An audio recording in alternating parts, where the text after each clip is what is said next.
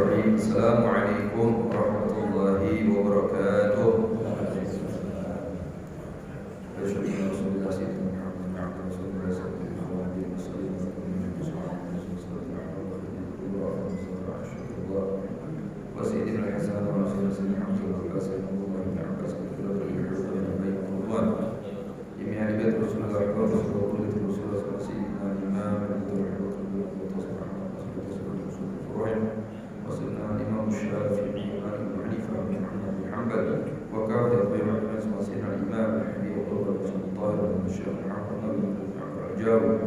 أولادهم وصولهم وفرعهم على الله الجنة وبركاتهم ببار المعلوم ومحمد الدين والآخرة وأن الله يعلي درجاتهم بجنة ويرفع بركاتهم وبارهم وأن الله يغفر لوالدينا ووالديكم وما تنسوا جميعا وأن الله الشاق برحمة وغفر الدين وأن يفقهنا في الدين ويعلمنا التأويل بين السبيل والصفات والنفس في خير والعافية على هدينا وعلى كل صالح وعلى ما رواه صلى الصالحون وإلى حضرة الحبيب محمد صلى الله عليه وسلم بسر الفاتحة.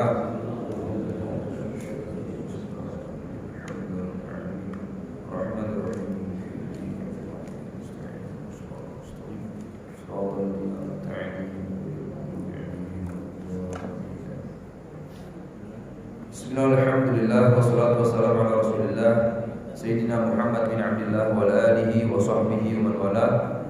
Wala haula wala quwwata illa billah. Subhanaka la ilma lana illa ma 'allamtana innaka antal alimul hakim. Rabbi shrah li sadri wa yassir li amri wa hlul 'uqdatam min lisani yafqahu qawli. Allahumma anfa'na bima 'allamtana wa 'allimna ma yanfa'una wa zidna 'ilman bi rahmatika ya arhamar rahimin. Amin. Nawaitu ta'allum wa ta'lim wa ifadah istifadah wa tadakkur wa tadhkir wa naf'a al-intifa' wal hafz ala tamassuk kitabillah wa sunnati rasulih wa da'wa wal du'a ila al-huda wa dalalata al-khair ibtigha mardatihi wa qurbihi subhanahu wa ta'ala. Nawaitu al-i'tikaf madunna fi hadha al-masjid madunna fihi lillahi ta'ala. Alhamdulillah, syukur kehadirat Allah subhanahu wa ta'ala atas limpahan rahmat, karunia, inayah, hidayah, taufik.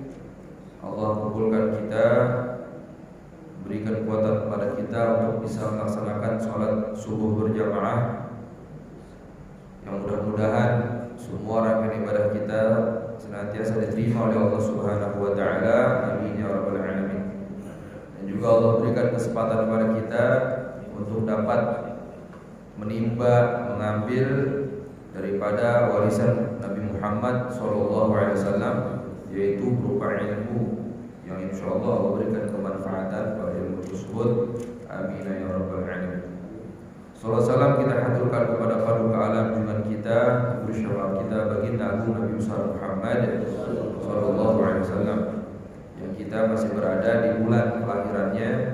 Mudah-mudahan tidaklah kita keluar dari bulan Rabiul Awal melainkan kecintaan kita kepada baginda Rasul sallallahu alaihi wasallam semakin meningkat sehingga kita lebih loyal terhadap agama, lebih memiliki ghirah atau kecemburuan terhadap agama kita, sehingga insyaallah cinta kita, ghirah kita sesuai dengan yang diajarkan baginda Rasulullah sallallahu alaihi wasallam.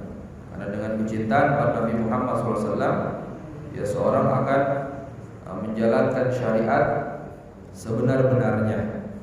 Ya, bahkan ketika seorang taat dengan cinta dan taat tanpa cinta itu jauh lebih mulia, jauh lebih tinggi derajatnya seorang taat karena cinta. Mudah-mudahan taat kita pada Allah Subhanahu wa taala terhadap syariat dasarnya adalah cinta pada Allah dan cinta pada Rasulullah sallallahu alaihi wasallam. Karena cinta pada Rasul hukumnya adalah wajib.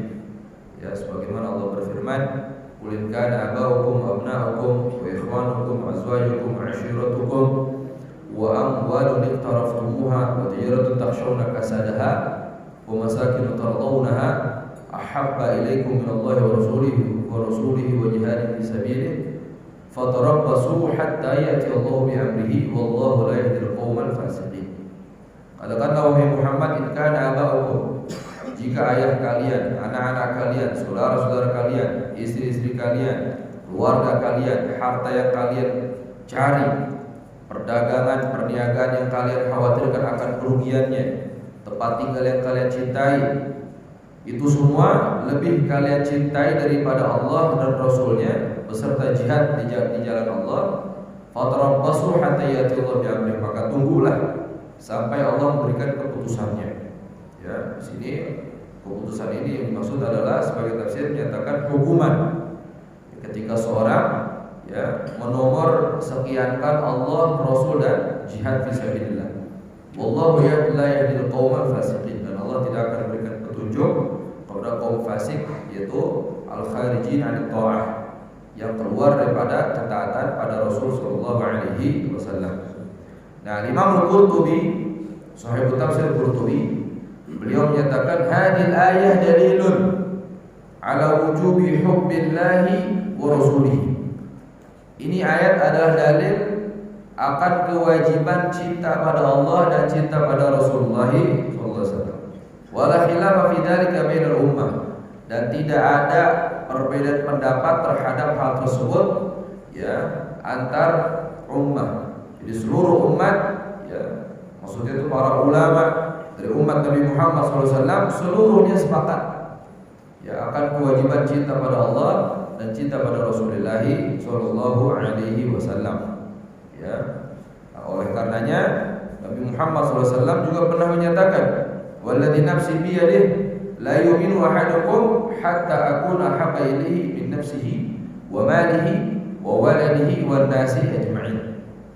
Demi zat yang jiwaku berada di genggamannya, tidaklah beriman seorang, la yakmul, tidaklah sempurna keimanan seorang sampai diriku lebih ia cintai daripada dirinya, hartanya, anaknya, dan manusia secara umum.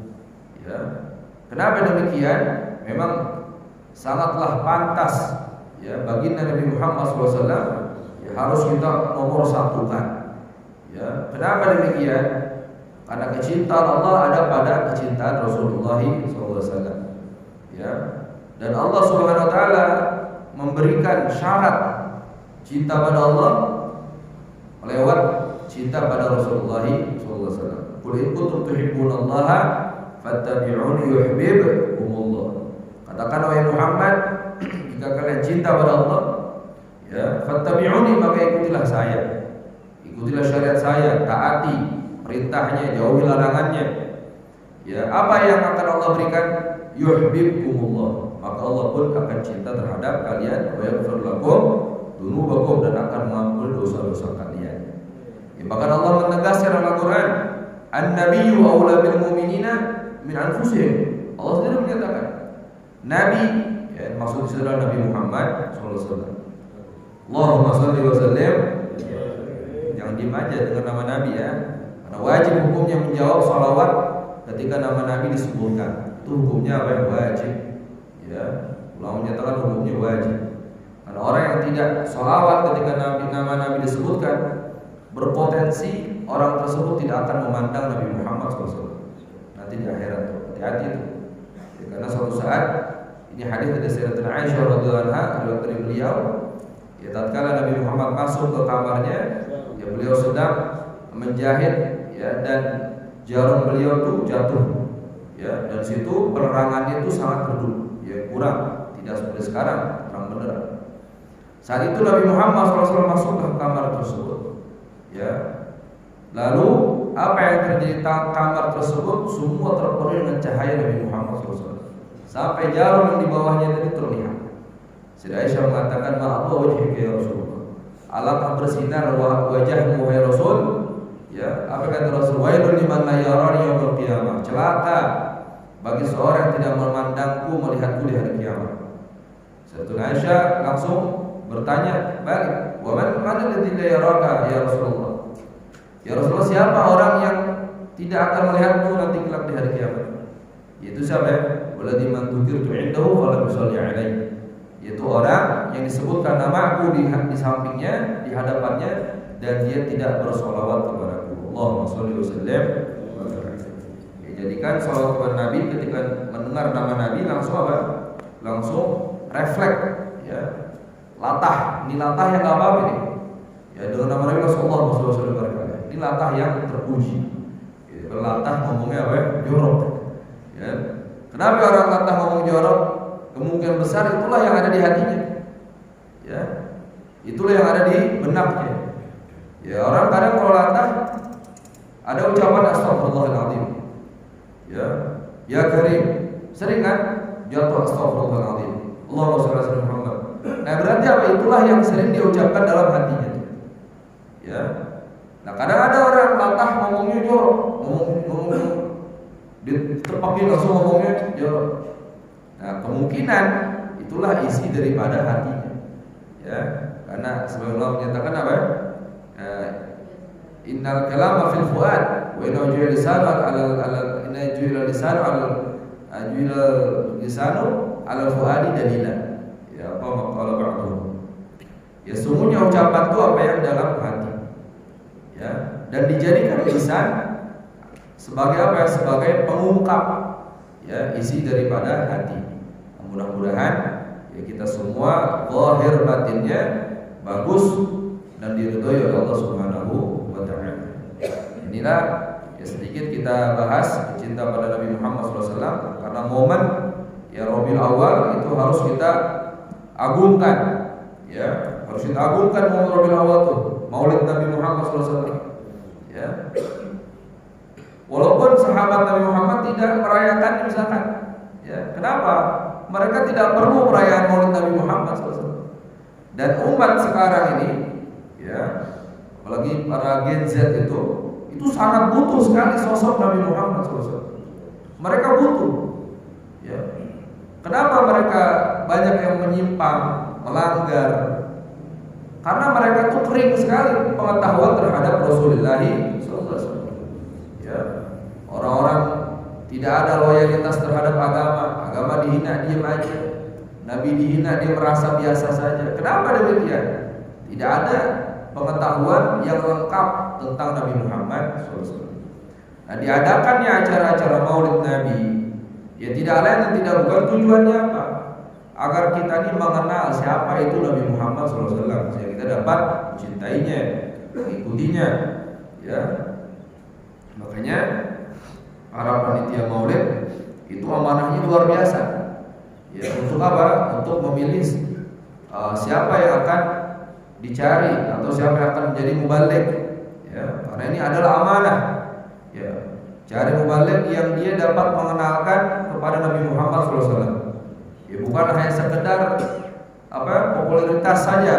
Ya, ini yang viral nih, ini yang di televisi nih dipanggil, tapi nggak tahu bagaimana isinya, bagaimana track recordnya. Kita harus lihat. Ya, selektif. Agar apa? Agar semua amanah tersalurkan dengan benar. Ya, kenapa? Karena seorang itu amanah dia, ya, bagaimana dia membawa atau mengundang seorang yang itu dapat mengenalkan diri pada baginda Rasulullah SAW. Bukan hanya sekedar tawaan, candaan, ya, yang ketika keluar dari majelis itu apa kosong. Bahkan ya tidak dikit atau tidak sedikit, ya, ada yang ucapan-ucapan kotor lah di situnya, ya, sampai perabotan perempuan disebut-sebutin semuanya.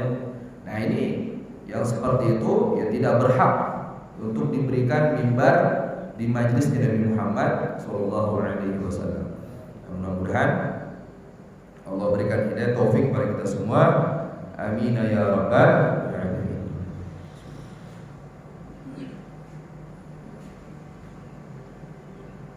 Kita lanjutkan kajian fikih Imam Syafi'i di mazhab fikih di mazhab Imam Syafi'i dalam kitab Sulhul Taufiq, ya, yang disusun oleh Al-Habib Abdullah bin Husain bin Tahir Ba'alawi, yang disyarahkan oleh Syekh Muhammad Nawawi bin Umar Al-Jawi atau Syekh Nawawi Al-Bantani, ya.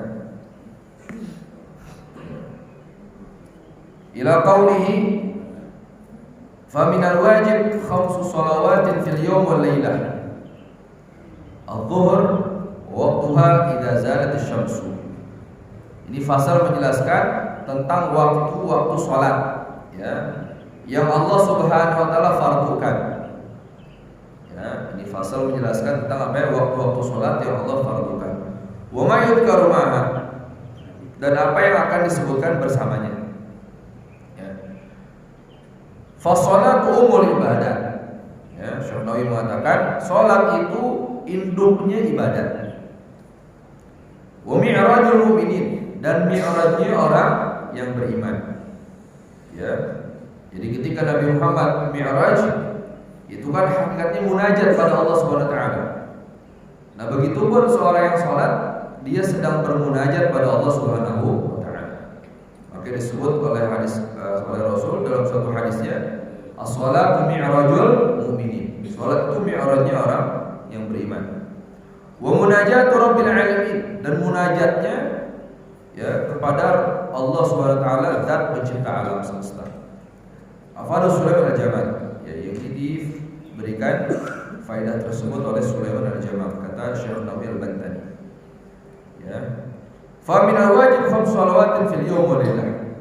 Nah, di antara kewajiban itu melaksanakan salat 5 waktu sehari semalam. Ya, salat 5 waktu sehari semalam. Di qauli sallallahu alaihi wasallam, karena suatu saat Nabi Muhammad SAW bersabda, khamsu shalawatin katabahunna Allah Ta'ala ala ibadih. 5 salat, ya, yang Allah Subhanahu wa taala fardukan terhadap hambanya. Qala sa'il, saat itu ada orang yang bertanya, hal alayya ghairuha? Ya Rasulullah, apakah ada kewajiban selain itu bagiku ya Rasulullah? Qala la, Nabi mengatakan tidak, illa tatawwu'ah, ya, melainkan jika engkau melaksanakan salat apa? Sunnah. Nah, ini dalil bahwasanya dari hadis Nabi, salat yang diwajibkan hanya 5 waktu, ya, atau 5 salat nih, 5 salat. Kecuali nanti beda halnya kalau kita nadar. Nah, nadar ini beda urusan. Ya, nadar itu kan di antara syaratnya harus perkara yang qurbah, ya, bukan maksiat tapi apa? Ketaatan, ya. Nah, kalau nadar yang tadinya sunnah bisa berubah menjadi apa? Wajib. Misalkan saya nadar, kalau urusan saya ini selesai, saya akan sholat duha 8 rakaat, ya, seminggu misalkan. Satu pekan saya sholat duha 8 rakaat. Maka ketika urusannya selesai ini, wajib bagi dia sholat duha berapa rakaat? 8 rakaat dalam satu pekan. Dan niatnya pun nanti dirubah, bukan sunnah lagi tapi apa? Fardu. Usolli fardhu duha, berarti itu ya, bukan usul sunnah atau duha lagi. Kenapa? Karena sudah berubah dari yang sunnah menjadi yang wajib. Ya. Nah, selagi tidak dinadar, maka hukumnya tetap dia sunnah, ya, yang difardukan hanya 5 salat saja. Wa qauluhu sallallahu alaihi wasallam, faradallahu ala ummati lailatul isra 50 shalah. Ya. Allah Subhanahu wa taala memfardukan terhadap umatku di malam Isra Mi'raj itu 50 salat. Ya, awal mula berapa kali? 50 salat.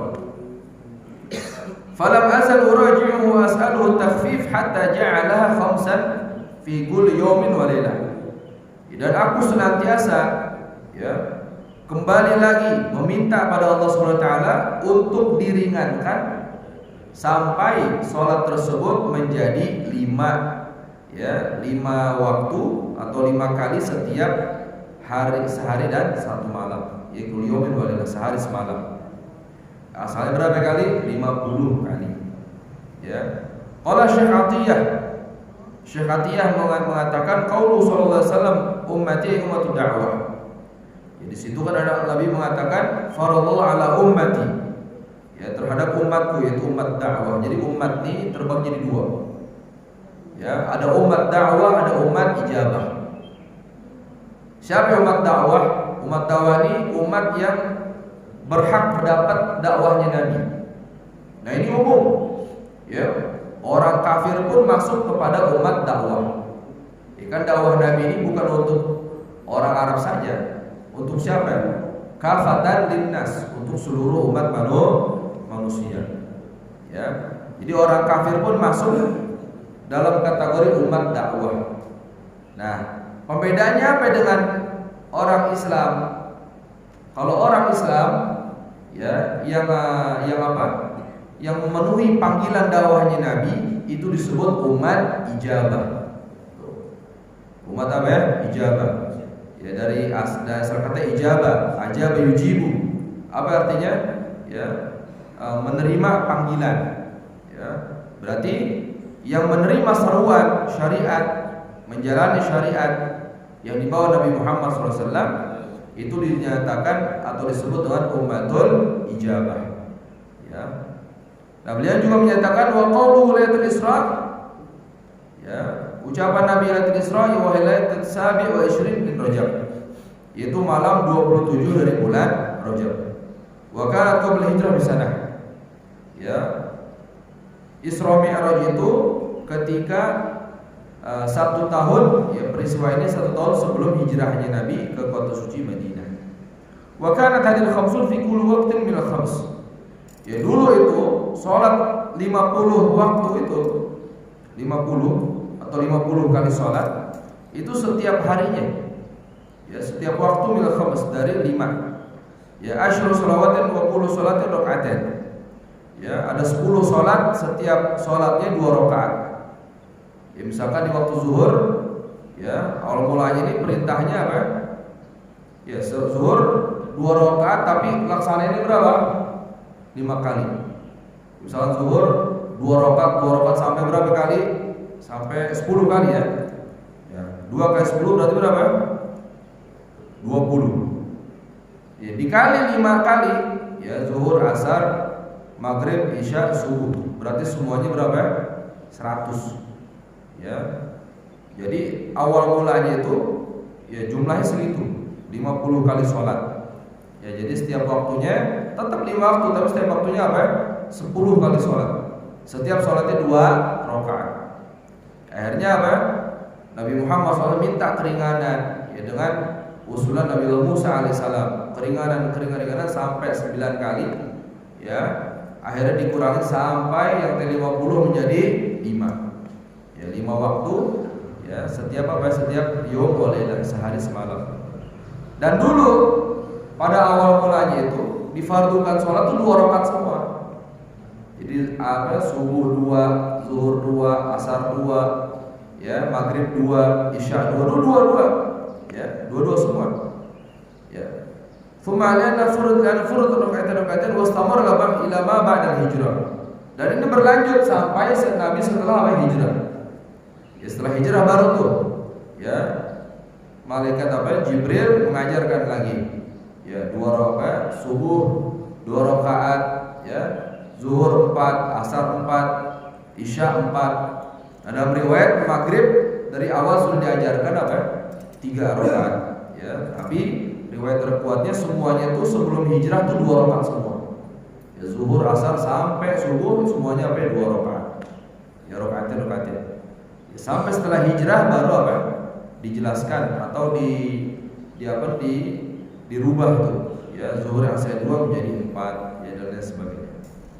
Nah, itu harus kita ketahui ya, pengetahuan tentang sholat ini. Kenapa? Karena sholat adalah induk daripada ibadah. Ya, jadi barometer seorang itu sholat. Ya, dia memiliki misalkan apa? Ya, memiliki apa?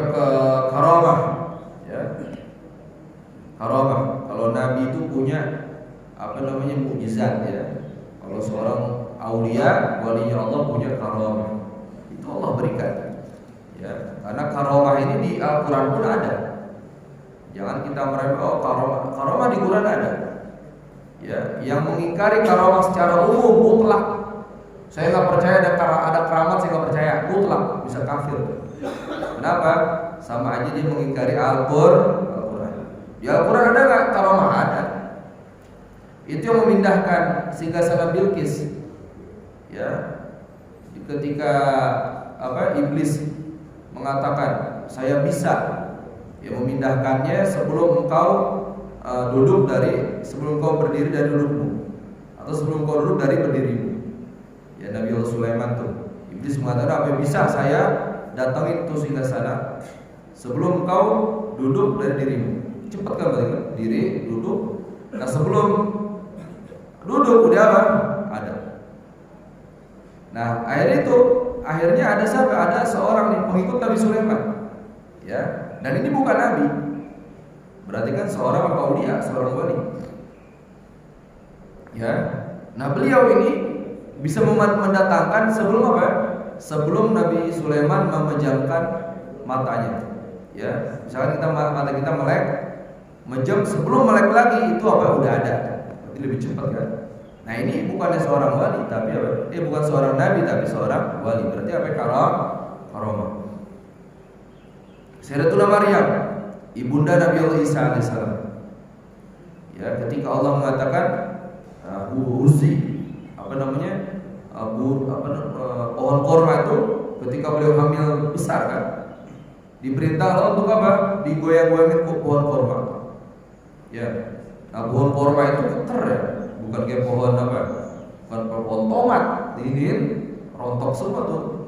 Ini ya, pohon korma keter. Nah tapi ini orang Sayyidatuna Maryam udah hamil tua, hamil besar, ya, dan diperintahkan apa untuk menggoyang-goyangkan itu pohon korma, yaitu sakit ali rutuban janiyah, sampai ke agar berjatuhan tuh rutub, ya, rutub tuh kurma muda, ya. Nah kurma muda ini kan itu lebih nempel sama batangnya daripada kurma yang udah tua. Di situ juga para ulama menyatakan ini bukti karomah itu nyata ada di dalam Al-Quran. Ya, jangan kita sembarang, ya. Ada misalnya orang sedang menceritakan karamat seorang aulia, langsung itu khurafat, itu karangan. Jangan dulu. Ya, kalau itu benar gimana itu? Ya, itu berbahaya sekali ya ketika mengklaim soal kemungkaran ya terhadap orang yang Allah SWT cintai, itu berbahaya. Nah, kalau kita ukur nih, ya, ini karomah nih atau kelebihan ini dari Allah apa dari setan? Nah kita ukurnya dengan timbangan syariat. Ini orang nih yang memiliki kelebihan tadi, ya, bagaimana ketaatan pada Allah SWT? Sholatnya gimana? Rapi nggak? Nah kalau dia misalnya nggak sholat, ya, pada akalnya sehat, nggak sholat. Misalkan dia buka aurat, ya, minum khamr yang Allah haramkan, tapi dia bisa ini bisa itu. Ini bukan waliullah tapi wali syaitan, walinya setan. Tapi kalau lihat dia punya kelebihan, Allah kasih kelebihan tuh. Ya karena lihat majazalil anbiya jazalil auliya. Yang Allah berikan kepada para nabi itu pun Allah berikan kepada siapa? Para wali. Ya. Nah kalau kita lihat orang ini rapi, sholatnya, ibadahnya, syariatnya dijalankan. Nah ini ya adalah ciri-ciri daripada waliyun min auliyaillah, wali-wali Allah Subhanahu wa taala. Tapi kalau orang disematkan sebagai waliullah tapi sering memecah belah umat, ya, menyebar fitnah kemana-mana tanpa bukti, itu bukan waliullah tapi waliu syaitan, ya, waliu syaitan. Nah, jadi ya sholat yang Allah fardukan hanya berapa? 5. Ya, hanya 5 waktu yang Allah fardukan sesuai dengan sabda Nabi Muhammad SAW. Ya, ketika setelah Isra wal Mi'raj. Nah sekarang waktu zuhur, wa waqtuha idza zalat asy-syams. Zuhur itu waktunya ketika matahari bergeser atau zawal. Ya, jadi matahari ini kalau kita menentukan waktu sholat itu, ya sekarang alhamdulillah ya dengan adanya teknologi fasilitas sekarang itu kita gunakan tuh. Itu nikmat dari Allah. Dahulu itu menentukan waktu sholat zuhur dengan matahari. Maka sampai sekarang pun penetapan dengan matahari. Ya karena ada ilmunya, pengokohannya dalam ilmu falak akhirnya udah tata rapi. Jadi zuhur itu waktunya kapan? Apabila matahari bergeser. Jadi matahari kalau pas di atas nih matahari sholat, ada tombak nih. Nah, kalau tombak ini tidak ada bayangan, ya ini namanya waktu istiwa. Waktu apa? Istiwa. Jadi matahari pas ada di atas. Ya. Bergeser sedikit ke arah mana gesernya? Ke arah barat kan? Bergeser ke arah barat, berarti bayangannya ke arah mana? Timur. Ini menandakan masuk waktu sholat apa? Zuhur. Menandakan masuk waktu sholat zuhur. Nah, nanti asar. Ya. Asar kemana? Waktu asar. Waktu asar itu ketika sesuatu sama dengan bayangannya dan lebih sedikit. Contoh nih, kita tancapkan tombak. Ya, di atas permukaan tingginya semeter. Nah, kalau bayangannya semeter juga, ini menandakan habis waktu sholat zuhur. Semeter lebih beberapa senti, ini menandakan masuk waktu sholat asar. Cara ukurnya gitu, Pak. Ya. Nanti waktu sholat asar, dari samanya bayangan dan lebih sedikit sampai maghribus syams, terbenamnya matahari. Ya. Jadi kalau di matahari itu biasanya kalau terlihatnya di mana? Di pantai kelihatan ya, atau tempat yang lapang tuh kelihatan. Matahari terbenam, ya semua permukaan matahari tenggelam semua. Enggak ada nyisain. Ini menandakan apa ya? Masuk waktu sholat maghrib. Ya. Sampai kapan waktu sholat maghrib? Ya. Min ba'di maghribus syams ila maghribus syafaqil ahmar. Dari hilangnya dari hilangnya matahari, ya maghribus syams, ya terbenamnya matahari waktu sholat maghrib nih. Sampai kapan? Sampai hilangnya mega merah. Ya, sampai hilangnya apa ya? Mega merah, megawati ya. Mega merah hilang tuh. Ya. Sampai terbenamnya matahari. Ini maksud waktu sholat apa ya? Maghrib. Sampai hilangnya mega merah. Nah, mega merah ini kan apa ya? Efek daripada sinar matahari. Nah, hilang mega merah, ya. Inilah masuk waktu sholat apa? Sholat isya. Ya. Nah, ini pendapat mazhab Imam Syafi'i yang apa? Yang qadim sebenarnya, yang dulu. Ya, jadi kalau kita belajar ilmu fikih lebih dalam lagi, ya, Imam Syafi'i ini memiliki dua qaul atau dua pendapat. Ada pendapat qadim yang dulu, ada pendapat jadid yang baru. Jadi pendapat Imam Syafi'i yang masih ada di Irak, ya kan Imam Syafi'i dulu awal mulai di Irak, ya. Setelah perjalanan panjang beliau, beliau asal dari Gaza ya. Imam Syafi'i itu orang Gaza asalnya. Ya, belajar menimba ilmu tempat ini, ya ke Mekah Mukarramah, ke Madinah Munawwarah. Ya terus Imam Syafi'i itu belajar, ya sampai beliau ya mustaqil fil madhab, ya. Beliau sendiri keluar daripada mazhab Malik sebelumnya, jadi mazhab sendiri karena udah mumpuni keilmuan beliau. Nah, saat itu beliau hijrah kemana? Ke Irak. Nah, disitulah beliau ya berpendapat atau menyusun kitab-kitabnya. Jadi ada mazhab qadim.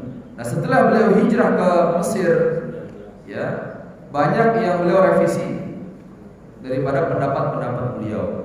Nah, inilah yang disebut dengan apa ya? Qaul jadid, pendapat Imam Syafi'i yang baru. Nah, kita ini pakai yang mana? Pakai yang baru. Kecuali ada beberapa hal, ya kita pakai pendapat Imam Syafi'i yang apa? Yang lama. Ya dengan beberapa alasan. Di antaranya misalkan hadisnya ini lebih kuat dan lain sebagainya, ya itu bisa apa? Bisa kita memakai pendapat Imam Syafi'i yang lama. Ya, dan ini juga sesuai dengan arahan Syafi'iyah atau ulama-ulama mazhab Imam Syafi'i. Nah, Kalau kita pakai mazhab yang baru Imam Syafi'i, waktu sholat maghrib itu singkat sekali. Ya pernah kita menghitung tuh spare waktu hanya 18 menit atau 16 menit itu. Ya karena ukurannya itu ya seperti azan dan iqamah. Ya coba kita hitung ya. Azan kurang lebih berapa menit tuh? 5 ya kurang lebih ya. Katakanlah 5. Ya. Setelah itu kita wudu. Wudu kurang lebih berapa menit? 5 kelamaan ya, 3 menit lah, 8 tuh. Habis itu kita siap-siap nih untuk aurat pakai sarung gitu ya, kena sejadah. Ya, kurang lebih berapa? 3 menit lah, 11. Ya. Satu qomat, iqamah. Allahu Akbar. Kurang lebih berapa? Ya, qomat paling semenit ya. Tadi 13 tambah 1 menit berarti 14. Salat 5 rakaat. Ya, maghrib 3, ba'diyah 2. Ya, maghrib 3 katakan berapa ya? 5 menit ya, 5 menit. Tadi berapa itu? 12 ya. Tambah 5 berapa? Ya, 17. Nah, tambah 2 rakaat. 2 rakaat paling 3 menit. Ya, 20. Apa namanya? 3 menit 20. Ya kurang lebih sekitar 20 menit 18 menit lah. Itu waktu maghrib di qaul jadid Imam Syafi'i. Ya, tapi ya kita memakainya qaul qadimnya. Ya karena ashabus Syafi'i juga ya atau ulama mazhab Syafi'i yang lain juga ya mengunggulkan pendapat Imam Syafi'i yang qadim dengan alasan-alasannya. Ya. Nah, intinya waktu sholat maghrib ditetapkan ya dimulai dari terbenamnya matahari sampai hilangnya mega merah. Ya. Wal isya, kapan waktu isya? Min ba'di waqtil maghrib ya ila tulu'il fajr shadiq. Dari setelah waktu maghrib ya, terbenamnya hilangnya mega merah nih ya sampai terbitnya fajar shadiq. Jadi fajar itu ada 2, ada fajar shadiq, ada fajar kadzib. Ya, kadzib artinya yang bohong, shadiq artinya apa ya? Yang benar. Ya, jangan salah namain anak ya. Namain anak fajar shadiq dan dia fajar kadzib. Nah, fajar kadzib fajar yang bohong. Maksudnya apa? Fajar kadzib ini cahaya ya, cahaya sekitar jam 1 atau jam 2 itu ada cahaya yang apa? Yang lurus ke atas cahaya itu. Terlihat kalau di tempat hamparan gelap ya, nggak ada cahaya-cahaya lampu, itu terlihat tuh. Jam 1 atau jam setengah 2 itu ada cahaya ke atas. Ya. Nah, cahaya ini berjalannya waktu memudar sampai hilang. Maka disebut fajar apa? Kadzib. Kalau fajar shadiq, cahaya yang sifatnya melebar. Ya, melebar sampai semakin kesini semakin terang. Inilah pantulan daripada sinar apa? Matahari. Nah, itu disebut fajar shadiq. Nah, waktu isya dari habis waktu maghrib sampai terbenam, sampai terbit fajar apa? Shadiq. Waktu subuh, kapan waktu subuh? Dari min ba'di waktu isya ila tulu'il asy-syams. Dari habisnya waktu isya ya dari fajar sampai fajar shadiq, habis isya kan? Berarti itu masuk waktu subuh. Berarti waktu subuh dari terbitnya fajar sampai tulu'il syams. Apa itu tulu'il syams? Terbitnya matahari. Makanya ada sebut waktu tulu' atau waktu isyraq. Ya. Waktu isyraq atau waktu tulu'. Nah, waktu isyraq atau waktu tulu'il syams ya. Di mazhab kita mazhab Syafi'i, bahkan di mazhab Malik sekalipun, yaitu di antara waktu dilarang untuk apa? Sholat. Tuh. Ya kecuali sholat yang ada sebab terlebih dahulu. Ya jadi ada sholat nanti nih, ada sholat dan sebab berbarengan. Ada sholat sebabnya duluan, sholatnya belakangan. Ada sholatnya duluan, sebabnya belakangan. Nah, di antara yang tidak boleh sholat kita di waktu yang diharamkan, ya, contohnya setelah waktu sholat subuh, setelah asar, ya, ketika matahari tenggelam, ya, ketika matahari terbit, ya, ketika istiwa matahari pas di atas, kecuali hari Jumat. Ini kan waktu diharamkan untuk apa? Sholat. Sholat apa ini? Sholat yang sebabnya ya apa? Tidak duluan dan tidak berbarengan, ya, atau dinyatakan sebabnya itu belakangan. Contohnya aja biar lebih gampang. Istikharah, sholat istikharah, sebab dan sholatnya duluan mana? Istikharah nih, sebab dan sholat duluan mana? Duluan sholat ya kan? Ya, baru ngapain? Istikharah, sholat dulu baru apa? Doa. Berarti ini sebabnya apa? Belakangan. Tahiyatul masjid, sebab duluan apa sholat duluan? Sholat duluan. Sebab duluan kan? Apa sebabnya? Masuk masjid baru kita sholat. Nah, berarti sholat yang sebabnya duluan atau sebabnya berbarengan, seperti apa gerhana matahari, gerhana bulan, sebabnya barengan tuh. Sebab dan sholat berbarengan. Boleh sholat di tempat-tempat yang di waktu-waktu yang diharamkan untuk melaksanakan sholat. Ya. Makanya di madzhab kita ini pas isyraq, ya, itu pendapat terkuatnya itu masih masuk waktu haram untuk sholat. Ya. Waktu tidak boleh untuk apa? Sholat. Jangan setengah dengerin ini. Ya. Jadi waktu isyraq itu waktu yang diharamkan untuk sholat. Kecuali sholat apa? Yang sebabnya duluan, sholatnya belakangan. Apa itu diantaranya? Sholat isyraq. Sholat isyraq ini masuk kategori apa? Sebabnya duluan. Apa sebab sholat isyraq? Sudah terbitnya matahari. Ya, dengan apa? Dengan hadis orang yang sholat subuhnya berjamaah, kemudian dia apa? Zikir. Ya, kemudian setelah itu apa? Sholat 2 rakaat setelah terbitnya matahari, maka pahala baginya apa? Seperti melaksanakan ibadah haji sempurna dan sempurna. Nah, ini para ulama ya mengecualikan sholat isyraq karena ini diantara sholat yang sebabnya duluan, sholatnya belakangan. Tapi ada ulama yang lain, madzhab Syafi'i mengatakan tetap nggak boleh.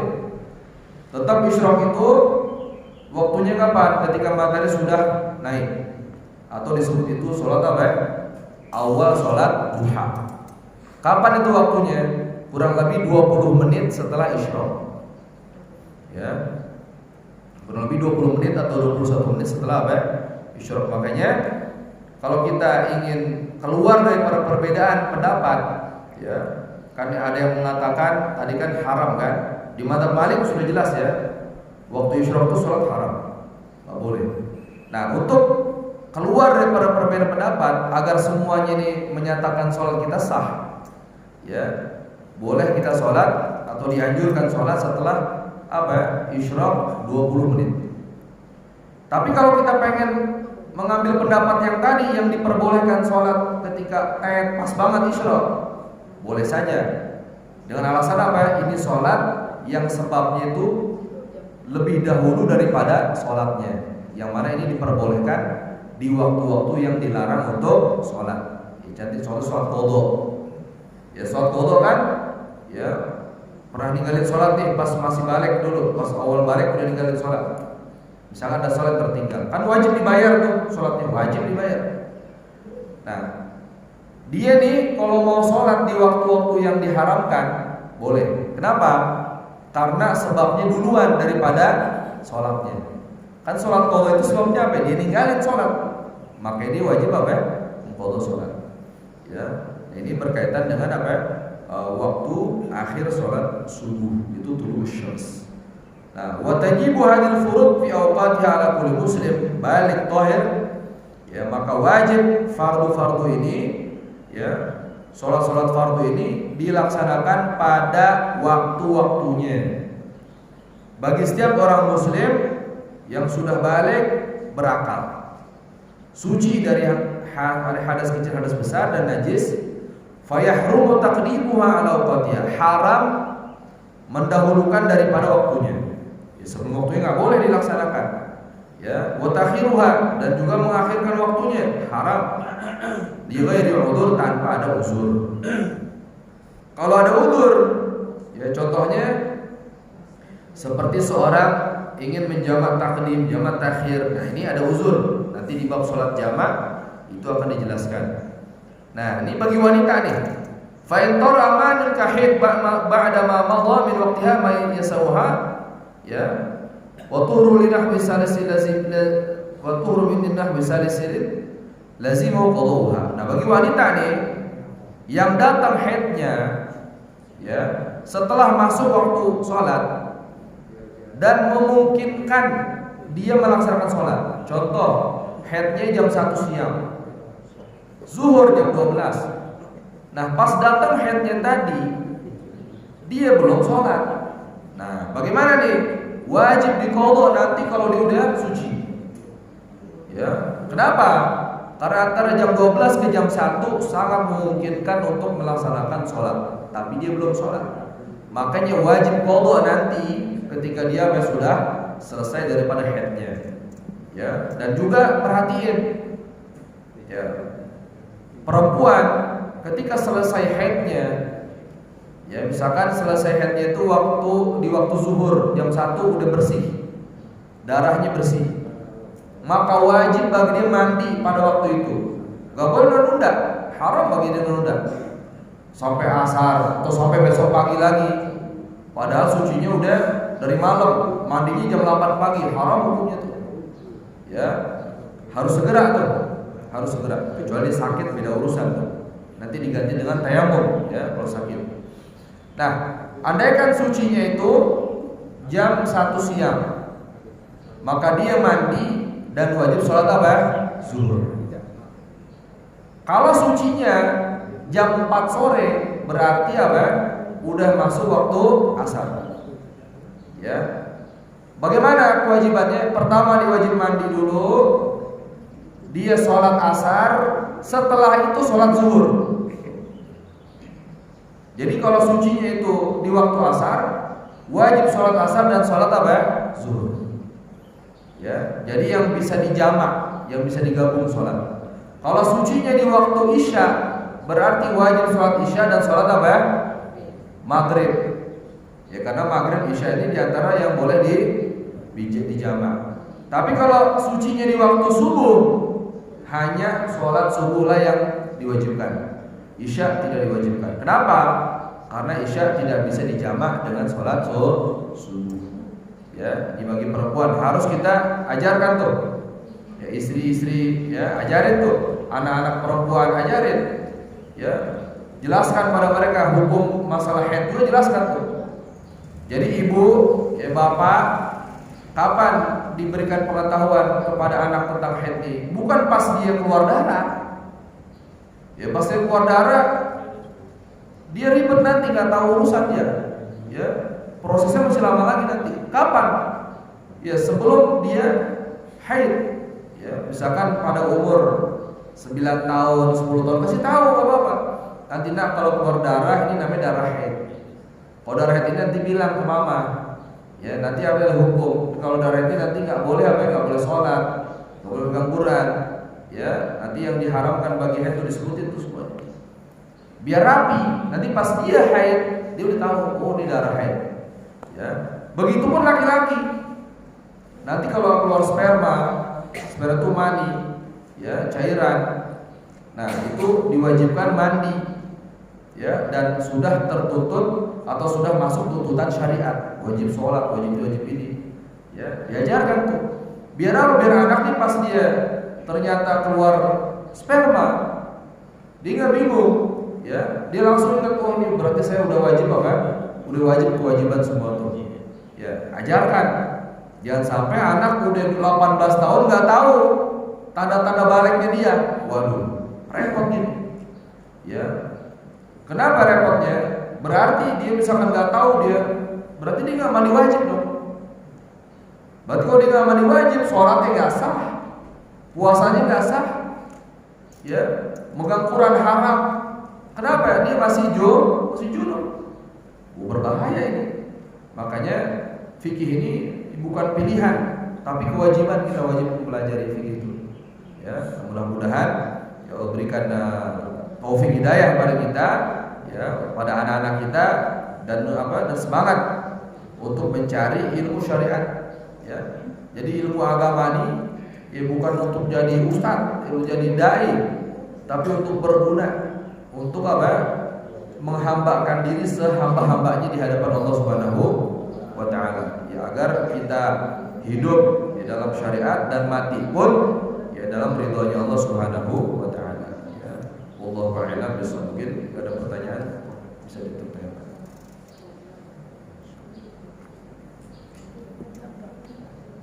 Waalaikumsalam. Assalamualaikum warahmatullahi wabarakatuh. Ingin bertanya saja terkait dengan waktu sholat Isya. Kadang-kadang kalau kita berada di luar kota, ini kan ada perbedaan waktu saja.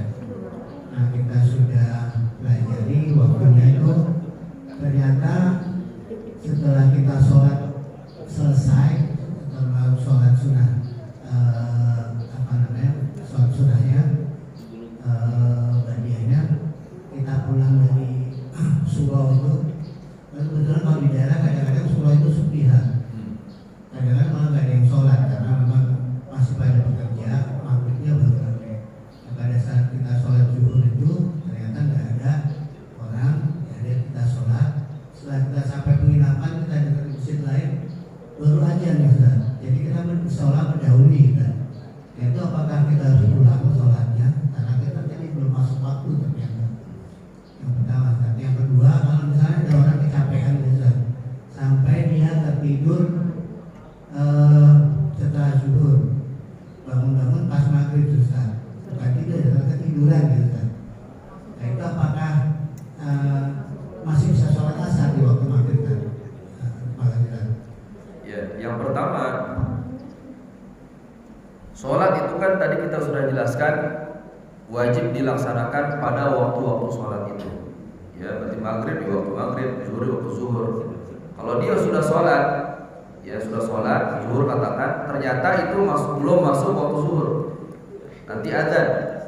Ya, berarti apa sholat yang tadi itu nggak dihitung. Ya, maka dia tetap wajib melaksanakan apa? Sholat. Ya. Yang kedua, ya masalah ketiduran. Nah, tidur ini memang diantara uzur sholat, dalam arti ini dia nggak dosa, ya nggak dosa sholatnya ketinggalan, ya tapi wajib diqodho ya, wajib. Namanya qodho itu wajib, mau sholat mau sakit wajib. Tujuh sakitnya udah sakit yang nggak diharapkan kesembuhan, ya. Nah ini baru apa bagi dia ini nanti apa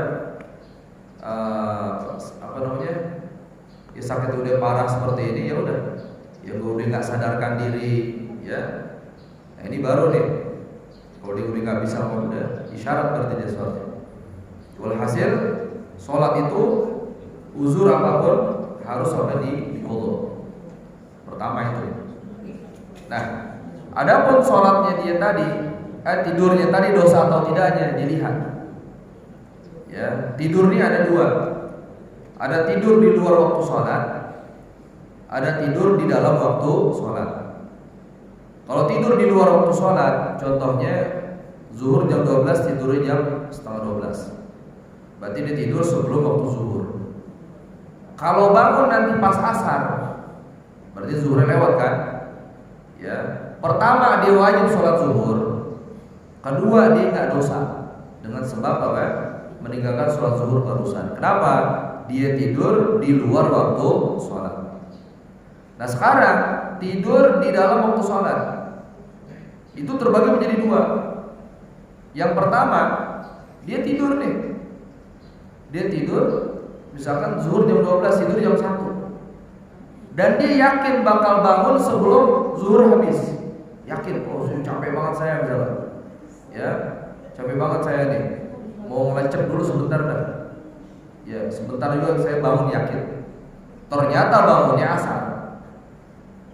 Dosa nggak dia tidur? Enggak. Kenapa? Dia yakin bakal bangun walaupun tidurnya di dalam waktu sholat. Ada lagi orang tidur di dalam waktu sholat, ya zuhur jam 12, tidur jam 1. Ya, Tapi dia pas tidur nih yakin, saya nih kalau tidur nih bakal bablas. Yakin saya. Kebiasaan saya tidur ini dari kebiasaan Pak ya. Kalau saya tidur nggak cukup sejam 2 jam, biasanya 3 jam minimal saya tidur. Tidurnya jam 1 dia. Berarti kalau 3 jam bangun jam 4. Nah ini dilihat. Kalau benar dia bangun jam 4, zuhurnya lewat, dosa dia tidur. Dia tidur itu dosa, dihitung dosa. Tapi kalau ternyata dia yakin bakal bangun jam 4, ternyata bangunnya jam 2, berarti zuhur masih apa? Masih ada waktu. Nah tidurnya nggak dosa. Kenapa? Walaupun dia ada keinginan perasaan kuat bakal bangun asar, ternyata bangunnya masih waktu sholat zuhur, ini nggak dosa. Nah adapun sholat yang tertinggal tadi, ya itu tetap diqadha, wajib diqadha zuhurnya. Misalkan bangunnya pas maghrib berarti apa? Zuhur sama asarnya juga wajib diqadha. Ya, man nasiyan sholat falyusalliha idza dzakaraha. Barang siapa yang lupa terhadap sholatnya, maka sholatlah ketika ingat. Ya. Nah, yang lupa saja wajib diqadha, apalagi yang apa? Yang sengaja ditinggal. Ya, kapan waktunya itu? Ketika seorang yang sudah balik, itulah masuk tuntutan syariat. Ya.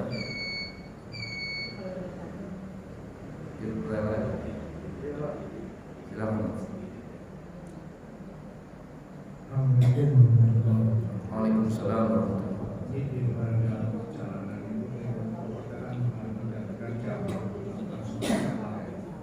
dalam sholat jamaah itu kita sudah nggak berpikir lagi masalah sholat sunnah dia. Saya kalau kita jamaah antara luhur sama asar, berarti nggak ada sholat sunnah. Oh iya, iya. Ya. Nah ini seringkali kita ninggalin sunnah nih. Ya. Contohnya jamak takdim. Jamak takdim berarti apa? Asar ditarik ke mana ya? Zuhur kan. Nah habis sholat zuhur kita sholat asar dengan persyaratan ya, perjalanan, ya melewati batas kota, banyak nanti persyaratannya. Nah apakah masih disunahkan dia qobliyah ba'diyah? Tetap masih.